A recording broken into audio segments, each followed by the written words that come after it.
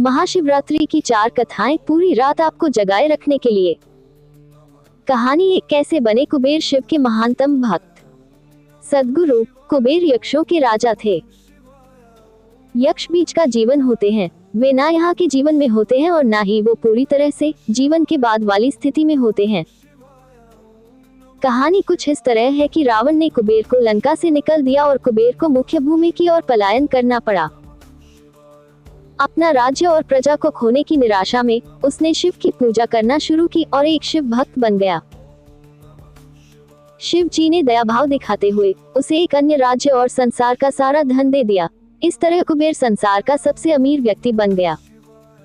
धन मतलब कुबेर, ये कुछ इस प्रकार देखा जाने लगा। कुबेर शिव जी का महान भक्त बन गया, परंतु जब भक्त को ये लगने लगे कि वो सबसे महान भक्त है, तो समझ जाए कि सब खोने वाला है। कुबेर को लगने लगा था कि वो शिव को इतना कुछ अर्पित करता है तो वो एक महानतम भक्त है, और बेशक शिव जी ने चढ़ावे में से विभूति के अलावा कभी कुछ नहीं छुआ। पर कुबेर खुद को महान समझने लगा क्योंकि वो शिव जी को इतना कुछ चढ़ावे के रूप में भेंट करता था। एक दिन कुबेर शिव के पास गए और कहा, मैं आपके लिए क्या कर सकता हूँ? मैं आपके लिए कुछ करना चाहता हूँ। शिव जी ने कहा, तुम मेरे लिए क्या कर सकते हो? कुछ भी नहीं, क्योंकि मुझे किसी चीज की आवश्यकता ही नहीं है, मैं ठीक हूँ। परंतु मेरा बेटा, उन्होंने गणपति की ओर इशारा करते हुए कहा, ये लड़का हमेशा भूखा रहता है, इसे अच्छे से खिला दो। ये तो अत्यंत सरल है, कहकर कुबेर गणपति को अपने साथ भोजन के लिए ले गया। उसने गणपति को खाना खिलाना शुरू किया और वो खाते गए और खाते ही गए। कुबेर ने सैकड़ों रसोइयों की व्यवस्था की और प्रचुर मात्रा में खाना बनाना शुरू किया। उन्होंने ये सारा भोजन गणपति को परोसा और वे खाते रहे। कुबेर चिंतित हो उठे और कहा, रुक जाओ, अगर तुम इतना खाओगे तो तुम्हारा पेट फट जाएगा। गणपति ने कहा, आप उसकी चिंता मत करो। देखिए, मैंने एक सांप को एक कमर पेटी के रूप में बांध रखा है, तो आप मेरे पेट की चिंता ना करें। मुझे भूख लगी है, मुझे खाना खिलाएं। आप ही ने कहा था कि आप मेरी भूख मिटा सकते हैं। कुबेर ने अपना सारा धन खर्च कर दिया। कहते हैं कि कुबेर ने दूसरे लोगों से भी भोजन मंगवा के गणपति को खिलाया। गणपति ने सारा भोजन खाने के बाद भी कहा, मैं अभी भी भूखा हूँ, मेरा भोजन कहाँ है? तब कुबेर को अपने विचार के छोटेपन का एहसास हुआ और उसने शिव के सामने झुकते हुए कहा, मैं समझ गया, मेरा धन आपके सामने एक तिनके के समान भी नहीं है। जो आपने मुझे दिया उसी का कुछ अंश आपको वापस देकर मैंने खुद को एक महान भक्त समझने की गलती की, और इस क्षण के बाद उसके जीवन ने एक अलग ही दिशा ले ली। कहानी 2 और धनारी रूप में शिव और भृगु महर्षि। सद्गुरु, जब हम योग की बात करते हैं तो हम किसी व्यायाम या किसी तकनीक की बात नहीं कर रहे। हम इस सृष्टि के विज्ञान की बात कर रहे हैं और कैसे सृष्टि के इस अंश को इसकी परम संभावना तक ले जाया जा सकता है। हम उस विज्ञान और प्रौद्योगिकी की बात कर रहे हैं जिससे जीवन के हर एक पहलू को उसकी अंतिम संभावना तक ले जाया जा सकता है।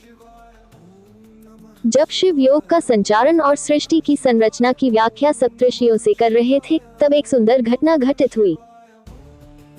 सप्तऋषियों में से एक ऋषि, जो बाद में भृगु महर्षि के नाम से जाने गए, शिव के एक उत्साही भक्त थे। इस पहले योग प्रोग्राम में, जो कांति सरोवर के किनारे हो रहा था, जिसे कृपा की झील के नाम से भी जाना जाता है, पार्वती भी मौजूद थी। भृगु हमेशा की तरह सुबह जल्दी आए और वे शिव की प्रदक्षिणा करना चाहते थे। पार्वती शिव के करीब बैठी थी, परंतु भृगु ने दोनों के बीच से होते हुए शिव की परिक्रमा पूरी की, क्योंकि वो सिर्फ शिव की प्रदक्षिणा करना चाहते थे, पार्वती की नहीं। शिव इससे खुश हुए पर पार्वती नहीं। उन्हें ये पसंद नहीं आया। उन्होंने शिव की ओर देखा। शिव जी ने कहा, थोड़ा और करीब हो जाओ, वो परिक्रमा करेगा। पार्वती और करीब आ गई। भृगु ने देखा कि उसके निकलने के लिए पर्याप्त जगह नहीं है, तो उसने एक चूहे का रूप धारण किया और पार्वती को बाहर रखते हुए अकेले शिव जी की ही परिक्रमा पूरी की। पार्वती क्रोधित हो गईं, तो शिव ने उन्हें अपनी जंघा पर बैठा लिया। तब भृगु ने एक छोटे पंछी का रूप धारण करके शिव जी की परिक्रमा पूरी कर ली। अब पार्वती अत्यंत क्रोधित हो चुकी थी। शिव जी ने पार्वती को खींचकर खुद में मिला लिया और उन्हें खुद का हिस्सा बना लिया, जिससे उनका आधा हिस्सा शिव बन गया और आधा हिस्सा पार्वती। वे अर्धनारीश्वर बन गए।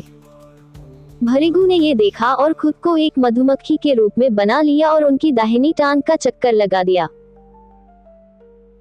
भृगु का बचकाना भक्तिभाव देखकर शिव जी खुश तो हुए, पर साथ ही वे नहीं चाहते थे कि भृगु अपनी भक्ति में इतना खो जाए कि वो प्रकृति के परम स्वभाव को ही समझ ना पाए। तो वे सिद्धासन में बैठ गए। अब भृगु के पास कोई रास्ता नहीं बचा था कि वो सिर्फ शिव या उनके शरीर के किसी हिस्से का चक्कर लगा सके। अगर उन्हें अब परिक्रमा करनी थी तो दोनों सिद्धांतों, स्त्रीण और पौरुष दोनों की ही करनी पड़ेगी। ये कहानी हमें संप्रेषित करती है कि जब हम योग की बात करते हैं तो हम सभी आयामों के समावेश की बात करते हैं। यह कोई व्यायाम या प्रक्रिया नहीं है जिससे आप सेहतमंद होते हैं। यह मानव जाति के परम कल्याण के बारे में है, जिसमें जीवन का कोई भी पहलू बाहर नहीं रखा जा सकता। यह ऐसे आयाम को छूने के बारे में है जो सारे आयामों से परे है।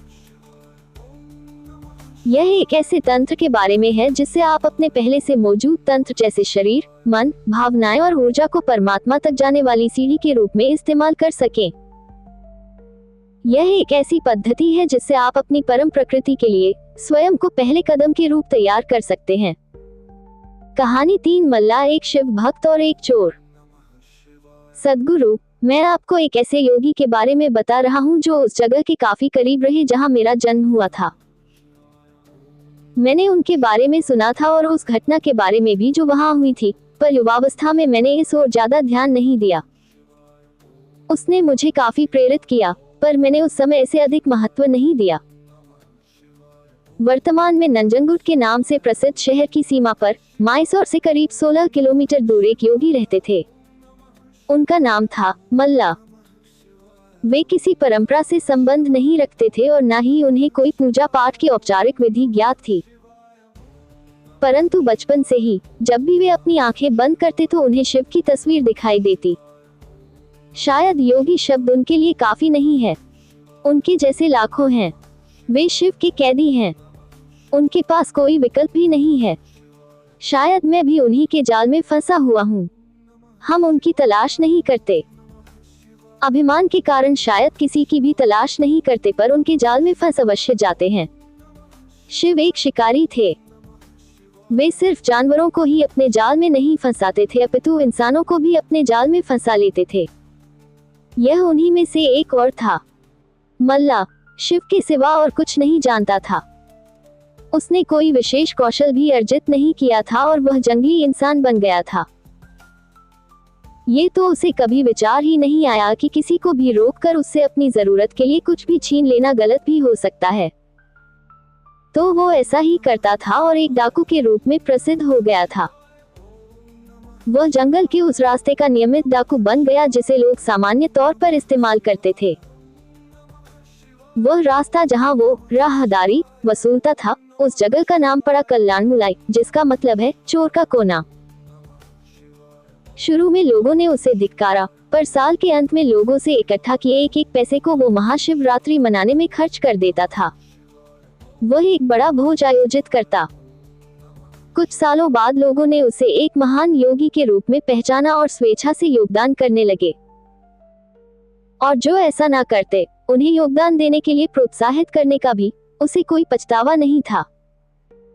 कुछ सालों बाद 2 योगी जो आपस में भाई थे, इस रास्ते से गुजर रहे थे। उन्होंने इस आदमी को देखा जो डाकू तो था, पर एक महान योगी भी था। उन्होंने कहा, तुम्हारा भक्ति भाव अद्भुत है, पर तुम्हारे तौर तरीकों से लोगों को कष्ट होता है। उसने कहा, मैं ये शिव के लिए करता हूँ, इसमें दिक्कत क्या है? उन्होंने समझाया, अपने साथ अलग ले गए और कुछ पद्धतियों से गुजारा और उस स्थान का नाम कल्याणमुलाई से बदलकर मल्लानमुलाई रख दिया। आज भी यह स्थान मल्लानमुलाई के नाम से ही जाना जाता है। और जो महाशिवरात्रि वो मनाते थे वो आज एक विशाल संस्थान के रूप में विकसित हो गया है। डकैती छोड़ के इन योगियों के साथ बैठने के करीब 1.5 साल बाद ही उन्होंने महासमाधि प्राप्त कर ली। मल्ला को इस प्रकार मुक्त करवाने के बाद दोनों योगियों ने भी उसी दिन अपने शरीर छोड़ दिया। कबिनी नदी के किनारे इन लोगों के लिए एक खूबसूरत तीर्थ स्थान निर्मित है, जिसे आज भी मल्लानमुलाई के नाम से जाना जाता है। कहानी 4 शिव और बैलगाड़ी। सद्गुरु, ये कुछ 300 साल पहले की बात है। कर्नाटक के सुदूर दक्षिण क्षेत्र में अपनी बूढ़ी माँ के साथ एक योगी रहते थे।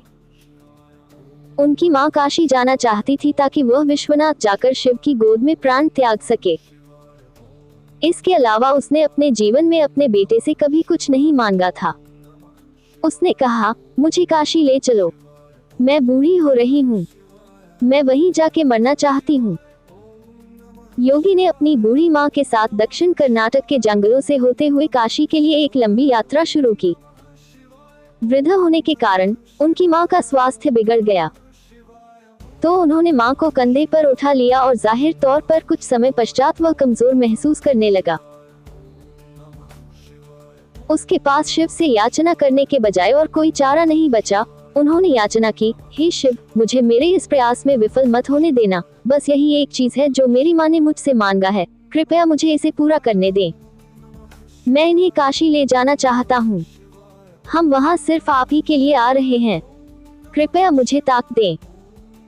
तब जैसे ही उन्होंने चलना शुरू किया तो पीछे से एक घंटी की आवाज सुनाई दी, जैसे कोई बैलगाड़ी आ रही हो।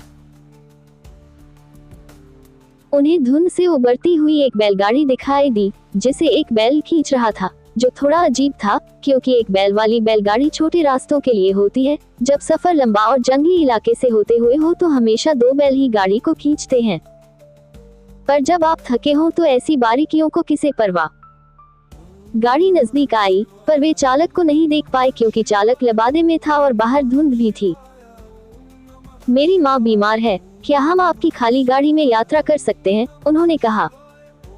अंदर बैठे व्यक्ति ने सिर हिला के हाँ कहा। वे दोनों गाड़ी में बैठ गए और बैलगाड़ी आगे चलने लगी। कुछ समय बाद योगी का ध्यान इस ओर गया कि जंगली रास्ता होने के बावजूद भी बैलगाड़ी बहुत आसानी से आगे बढ़ रही थी। तब उन्होंने नीचे देखा और पाया कि पहिए घूम नहीं रहे हैं, वे रुके हुए थे, पर गाड़ी आगे बढ़ रही थी। तब उन्होंने बैल की तरफ देखा और पाया कि बैल बैठा हुआ था पर बैलगाड़ी चल रही थी। तब उन्होंने चालक की ओर देखा और पाया कि वहां सिर्फ लबादा ही था। उसने अपनी माँ की ओर देखा। माँ ने कहा, अरे पागल, हम पहुंच गए, अब कहीं और जाने की जरूरत नहीं है, यही वो जगह है, अब मुझे जाने दो। इतना कह के माँ ने शरीर छोड़ दिया। बैलगाड़ी और चालक सब विलीन हो गए। योगी अपने गांव लौट आया। लोगों ने सोचा, यह इतनी जल्दी लौट आया है, ये अवश्य ही अपनी माँ को कहीं छोड़ के आया है, यह उसे काशी नहीं ले गया। उन्होंने उससे पूछा, तुम अपनी माँ को कहाँ छोड़ आए? उसने उत्तर दिया, हमें वहां जाना नहीं पड़ा, शिव खुद आए थे हमारे लिए। क्या बकवास है, उन्होंने कहा। योगी ने उत्तर दिया, मुझे फर्क नहीं पड़ता कि आप क्या सोचते हैं, वे आए थे हमारे लिए और यही सच है। मेरा जीवन ज्योतिर्मय हो गया है, यह मैं अपने अंतर में जानता हूँ, अगर आप नहीं मानते तो यह आप जाने। तब उन्होंने पूछा, ठीक है, हमें कुछ हिस्सा दिखाओ कि हम माने कि तुमने सच में शिव को देखा है और वे सच में तुम्हारे लिए आए थे। योगी ने कहा, मैं नहीं जानता, मैंने उन्हें नहीं देखा, मुझे सिर्फ एक लबादा दिखा, वहां कोई चेहरा नहीं था, वहां कुछ नहीं था, वह खाली था। अचानक सब ने देखा कि वह खुद वहां नहीं थे, सिर्फ उनके कपड़े ही दिखाई पड़ रहे थे। वे दक्षिण भारत के महान संत बने। जहां भी वह जाते लोग उन्हें बिना चेहरे वाले योगी के रूप में